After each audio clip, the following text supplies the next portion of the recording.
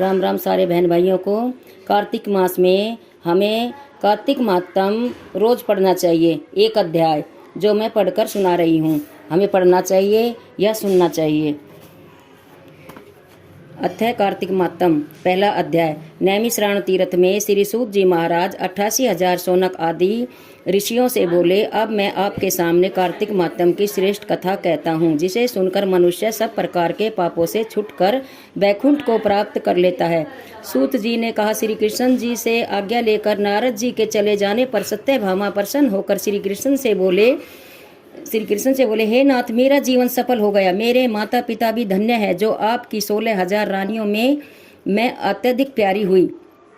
मैंने वह कल्प वृक्ष आदि आपके साथ नारद जी को विधि पूर्वक दान में दे दिया, परंतु वही कल्प वृक्ष मेरे घर में सदा लहराया करता है, जिसकी बात को मृत्यु लोक में कोई भी स्त्री नहीं जानती। हे स्वामी, अब मैं आपसे पूछना चाहती हूँ, सो विस्तार पूर्वक कहिए, जिसे सुनकर मैं अपने हित कार्य करूँ, जिसके करने से मैं कल्प पर्यंत भी आप मुझसे विमुख न हो। सूत जी कहने लगे। सत्यभामा के ऐसे वचनों को सुनकर श्री कृष्ण जी हंसते हुए सत्यभामा की बाह पकड़कर कल्प वृक्ष के नीचे गए और बोले, हे प्रिय, 16,000 स्त्रियों में से मुझे तुम प्राणों के समान प्यारी हो। तुम्हारे लिए देवताओं और देवराज इंद्र से भी मैंने विरोध किया था।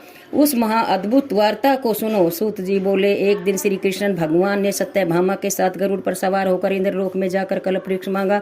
तब इंद्र ने न देने पर गरुड़ का इंद्र से घोर युद्ध हुआ था। हे प्रिय, जब मैं तुम्हें हर चीज दे सकता हूँ, हर एक कार्य पूरा कर सकता हूँ, तो क्या तुम्हारे आश्चर्यजनक प्रश्न का उत्तर न दूंगा? यह सुनकर सत्यभामा बोली, हे प्रभु, पूर्व जन्म में मेरा कैसा स्वभाव था, किसकी पुत्री थी, मैंने कौन से दान व्रत या तप नहीं किया जिससे मुझे मृत्यु लोक में जन्म लेना पड़ा, और ऐसे कौन से शुभ कर्म किए कि यहाँ आकर आपकी अर्धाग्नि हुई और आप गरुड़ पर सवार होकर मुझे साथ में लिए इंद्र आदि देवताओं के स्थानों में फिरते हो। तब भगवान बोले कि हे कांते, तुम पूर्व जन्म में किसकी पुत्री थी, कौन से पुण्य और व्रत दिक तथा शुभ कार्य तुमने किए थे, वह सब कहता हूँ।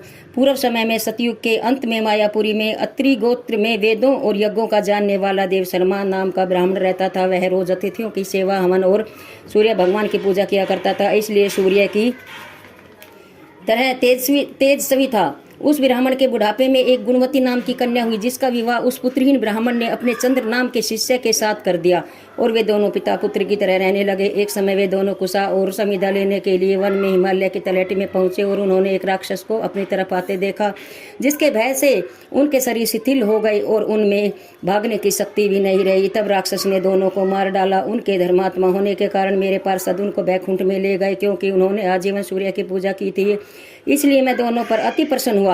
जब वे दोनों विमान पर चढ़े हुए सूर्य के समान तेजस्वी रूपवान चंदन और माला धारण किए हुए वैकुंठ में आए, तब मेरे पास दिव्य भोग के भोग भोगने लगे। अतः पहला अध्याय समाप्त। विष्णु भगवान की जय।